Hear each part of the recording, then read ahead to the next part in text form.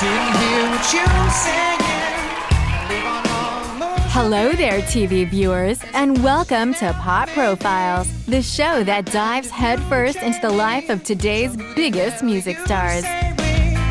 Never would have made it, babe, if you need. And on today's show, we have a five-piece band that moves like Mick Jagger and sells like hotcakes. It's Maroon 5, everyone. Wake up, caught you in the morning with another one in my bed.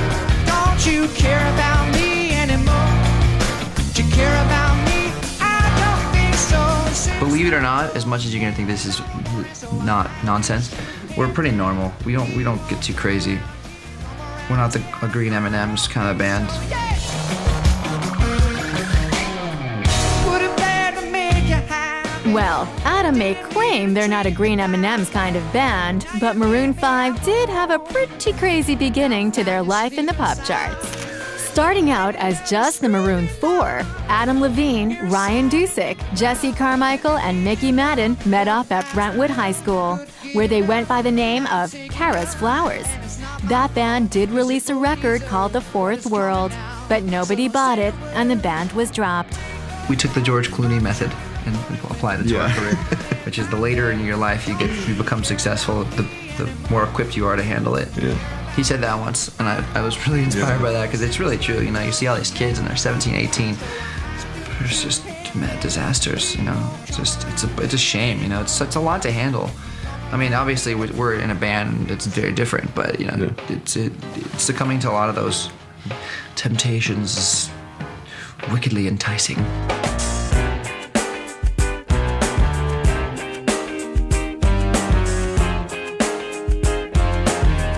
After nearly splitting as a group, the band did come back together and were signed once more, this time by Octone Records, who insisted that the group hire a new guitarist, James Valentine, to free up Adam Levine as the lead singer. With the new name of Maroon 5, they started work on their debut album, Songs About Jane. This love has taken its toll on me. She said goodbye too many times before. The good news is that after a year of writing, producing, recording, failing, succeeding, we really love what we came up with. Mm-hmm. That's what you want at the end of the day. And the public loved it as well, with This Love entering the top 10 around the globe. Tried my best to feed her appetite. This Love really did break them onto the scene and won them so many fans that wouldn't normally like that particular genre of music. And I think that they had this sort of like 90s quality to them. They sounded like half like Coldplay and sort of half like Red, you know, a little bit, or Chevrolet. You know, like they sounded a lot like, especially with the big guitar riffs, you know. I'll fix these broken things, repair your broken wings, and make sure everything's alright. It's alright. I first heard Maroon 5 when they were getting a lot of heavy rotation way back when. Catchy, you know, power pop with Adam Levine's very distinctive voice. It was the second single on that record, and I was like, oh my God, who's that guy and his voice? It's incredible, and you don't expect that voice to come out of a skinny white guy, which was refreshing, right? A skinny Jewish guy, right? It's awesome. I don't mind spending every day out on your corner in the pouring rain.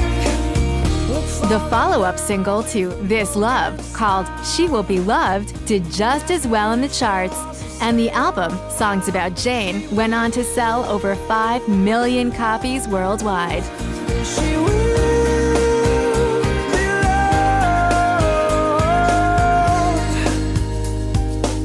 loved. You know, for me, I think their best album was actually Songs About Jane. I kind of feel like then they sounded really fresh, and I sort of liked this idea that it was an entire album about this one girl and he was totally heartbroken about her. And so yeah, for me, that's my favorite Maroon 5 album. I really liked their debut album, Songs About Jane. I think they've had, to be honest, a hard time topping that debut album because it really caught people's attention and had a few hits. And I think since then they've been trying to catch up to it. And you know, they're still popular, but I think that one was really the best one.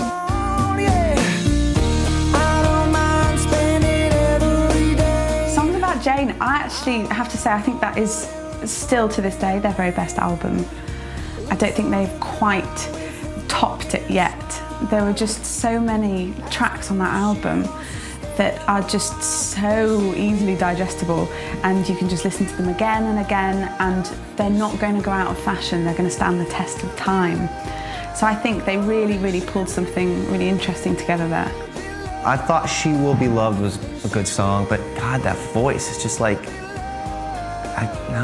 sounds like he got like a kick in the nuts or something. He brings up a good point. Maroon 5 were becoming known for the exceptionally high voice of lead singer Adam Levine. It's been compared to a few things over the years, even to the sound of a clarinet.